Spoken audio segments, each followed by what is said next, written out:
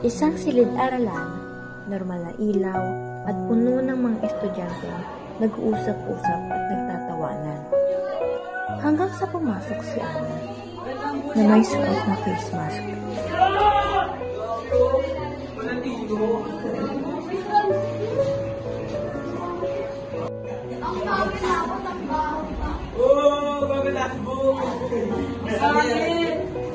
Mainit na kayo? Ito mainit ka, di ba? Butas-butas mo yung magandang umaga. Ako po si Ana nilang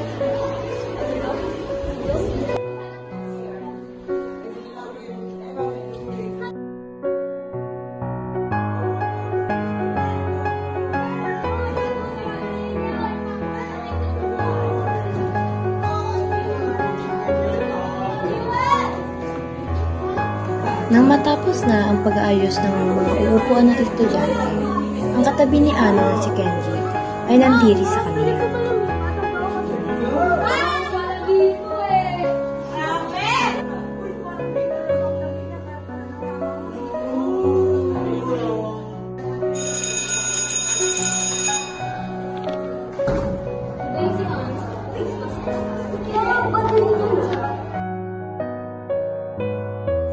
Maya't maya pa ay sina Dave at Angelo ay napagtanto na mayroong tinatagong pagkain sa Ana.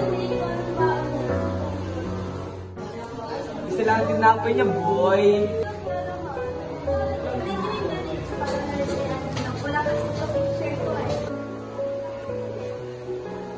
Uy, akin na to Naubos ang baon ni Ana kaya naman ay wala siyang nakain. Nalungkot siya at walang nasabi dahil hindi niya kayang lumaban sa mga ganoong ugali ng kanyang mga kaklase. Nagtawanan sila habang pinariringgan si Ana.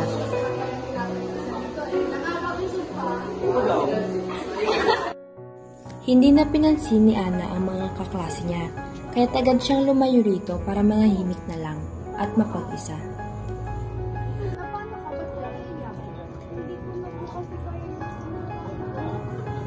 Hindi kumikibo ang kaniyang ina at halos maiyak nang marinig ang mga sinabi ni Ana. Nakaraos tayo at nakapag-serve ng malaki yung tatay. Bibili kita ng mga pagkain na gusto mo. Sino ba naman kasi gusto mo lang?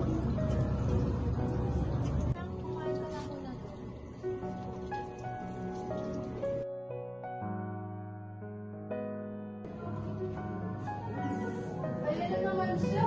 Ulit na lang sinusuot. Lumayo ko nga. Di ba ba nakapansin sa video mo? Kapag tingnan, imalagyan ka pa sa basurahan.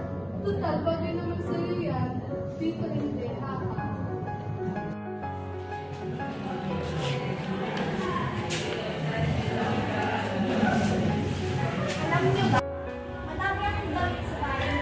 Nagsimula nang magkwento si Ana tungkol sa kaniyang magaganda at iba't ibang klase ng damit.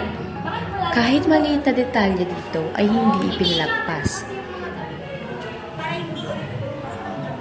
Huwag ka magsinungaling. Sinungaling yan. Ipakita mo muna sa amin yung mga sinasabi bago kami maniwala. Sinundo pa naman panahon, kaya naman tiwala. Lalo sa kumain. Ano? At nagsimula na nga siyang maglarawan ng kaniyang mga damit. Ayon sa kaniyay, may damit siyang para sa iba't ibang okasyon. May damit siyang pambahay, pantulog, pampaaralan, pansimbahan at iba pa. Parang gusto ko pero.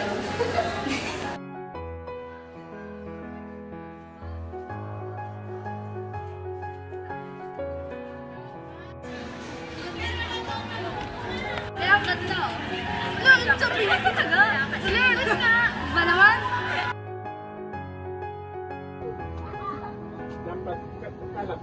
Hindi ka namin yan. Wow. Ayos na ba mo dito sa mga klase mo? Ayos yan. Hayaan mo na lang sila. Maraming salamat.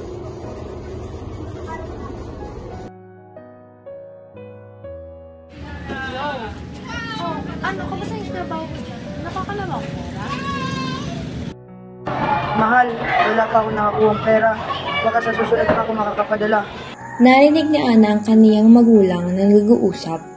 Ngunit sa kaniyang pag-unawa ay kahit anong mangyari sa kanya ay ganoon ang pagtitiisan niya dahil sa kahirapan. Kinabukasan, hinahanap-hanap ni Dwayne si Ana sa klase. Tinanong niya rin ang kaniyang mga kaibigan at sinabing hindi raw nila ito alam. Napagtanto nila ito at agad nilang ipinaalam sa kanilang guro.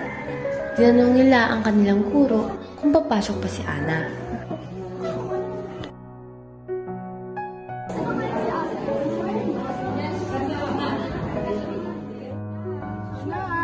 Anong kailangan niyo? Andyan po ba si Ana?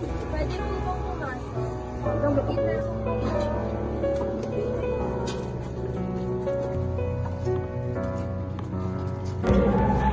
Ito nga, ngayon ginanto niyang sandaang damit.